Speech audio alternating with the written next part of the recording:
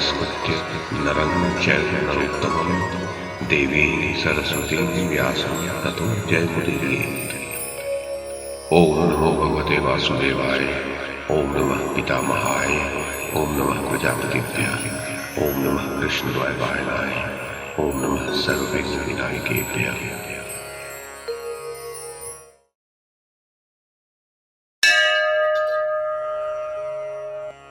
वैशंपायन जी कहते हैं, जन्मेजय कपिवर हनुमान जी के अंतर्धान हो जाने पर महाबली भीमसेन उनके बताए हुए मार्ग से गंधमादन पर्वत पर बढ़ने लगे। मार्ग में वे हनुमान जी के विशाल विग्रह और अलौकिक शोभा का तथा दशरथ नंदन भगवान श्री राम के महात्म्य और प्रभाव का चिंतन करते जा रहे थे। सौगंधिक वन को देखने की इच्छा से जाते हुए उन्होंने मार्ग के रमणीय वन और उपवन देखे तथा भांति भांति के पुष्पित वृक्षों से सुशोभित सरोवर और नदियां देखी। इसी प्रकार और आगे बढ़ने पर वे कैलाश पर्वत के समीप कुबेर के राजभवन के पास एक सरोवर के निकट पहुंचे। भीमसेन ने वहां पहुंचकर उसका निर्मल जल जी भर कर पिया। महात्मा कुबेर इस सरोवर में जल क्रीड़ा किया करते थे। उसके आसपास देवता, गंधर्व, अप्सरा और ऋषि रहते थे। उस सरोवर और सौगंधिक वन को देखकर भीमसेन बड़े प्रसन्न हुए। महाराज कुबेर की ओर से सहस्रों क्रोधवश नाम के राक्षस नाना प्रकार के शस्त्र और पहनावों से सुसज्जित होकर उस स्थान की रक्षा करते थे।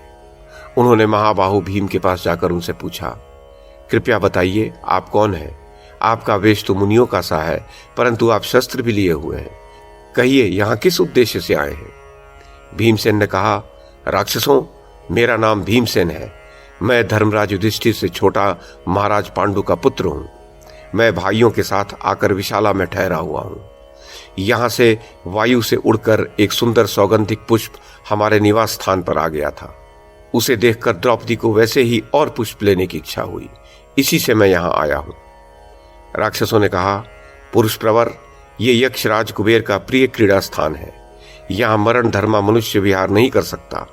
यहाँ देवर्षि, यक्ष और देवता भी यक्षराज से आज्ञा लेकर ही जलपान और विहार आदि कर पाते हैं। फिर आप उनका निरादर करके बलात् कमल क्यों लेना चाहते हैं? और ऐसा अन्याय करने पर भी अपने को धर्मराज का भाई कैसे कहते हैं? आप महाराज की आज्ञा ले लीजिए, फिर जल भी पी सकेंगे और कमल भी ले जा सकेंगे। नहीं तो आप कमलों की तरफ झांक भी नहीं सकेंगे।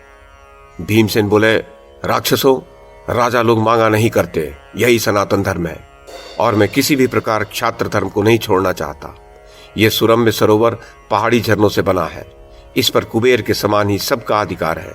ऐसे सर्वसाधारण के पदार्थों के लिए कौन किससे याचना करे?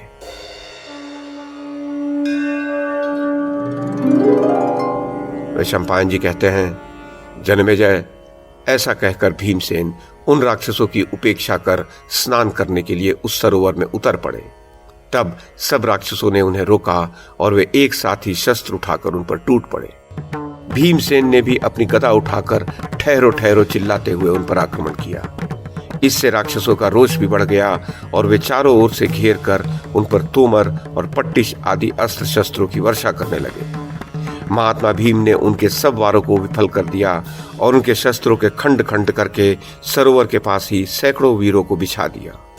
भीमसेन की मार से पीड़ित और अचेत हुए वे क्रोधवश राक्षस रणांगन से भागे और विमानों पर चढ़कर आकाश मार्ग से कैलाश की चोटियों पर चले गए। उन्होंने यक्षराज कुबेर के पास जाकर बहुत भयभीत होकर युद्ध में भीमसेन के बल और पराक्रम का वर्णन किया। इधर भीम सुगंधित रम्य कमलों को बीनने लगे। राक्षसों की बात सुनकर कुबेर बड़े हंसे और बोले, मुझे इन सब बातों का पता है। द्रौपदी के लिए भीमसेन को जितने कमल चाहिए उतने ले जाएं।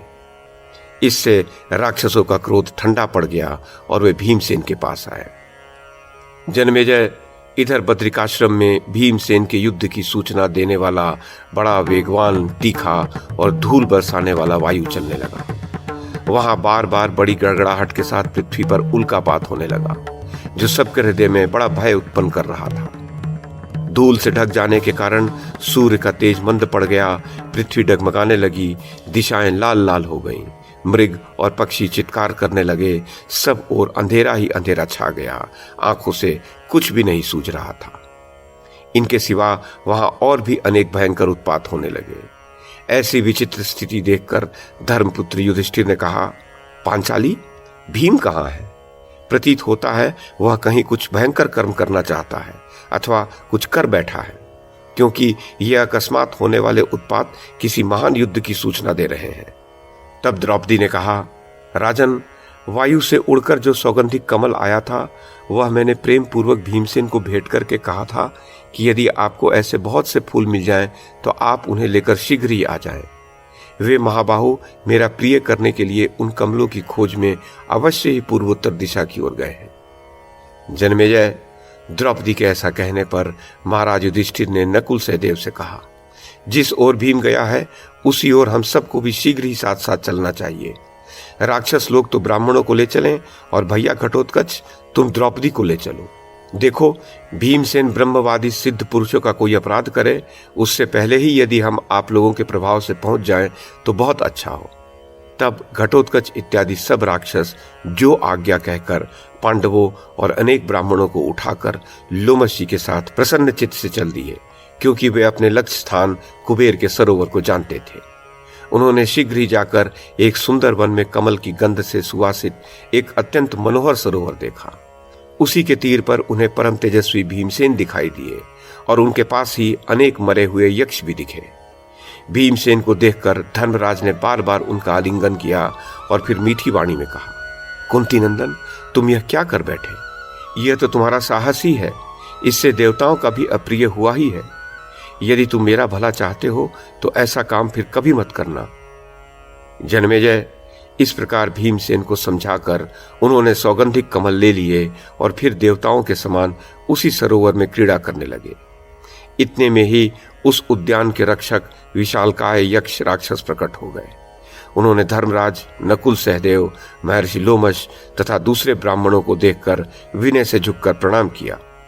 धर्मराज के सांत्वना देने से वे कुबेर के दूत शांत हुए और कुबेर को भी पांडवों के आने की सूचना मिल गई। फिर अर्जुन के आने की प्रतीक्षा करते हुए उन्होंने कुछ समय तक वहां गंधमादन के शिखर पर ही निवास किया।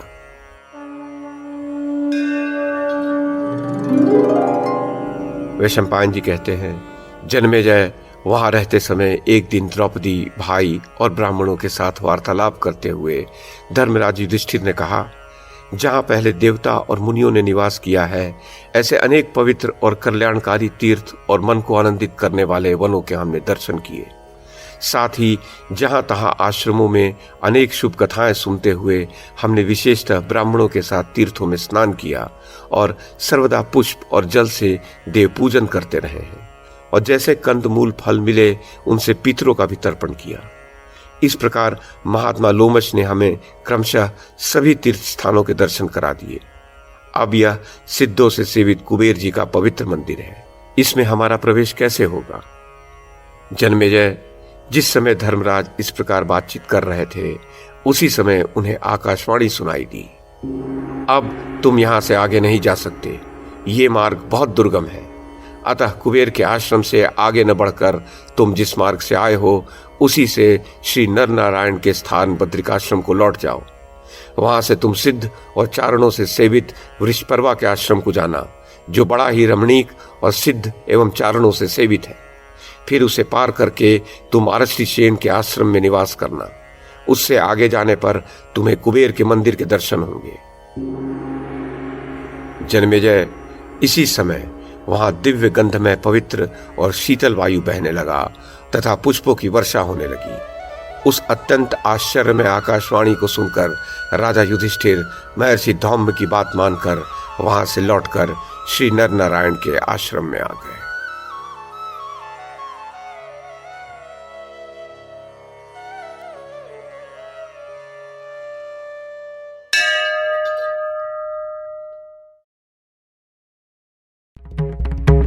YouTube के माध्यम से महाभारत की कथा को एक श्रृंखला के रूप में प्रस्तुत करने का हमारा ये प्रयास यदि आपको सराहनीय लगा हो तो कृपया इस कड़ी को लाइक और शेयर करें, चैनल को सब्सक्राइब करें और बेल आइकन को दबाएं। साथ में अन्य लोगों को भी देखने के लिए प्रेरित करें।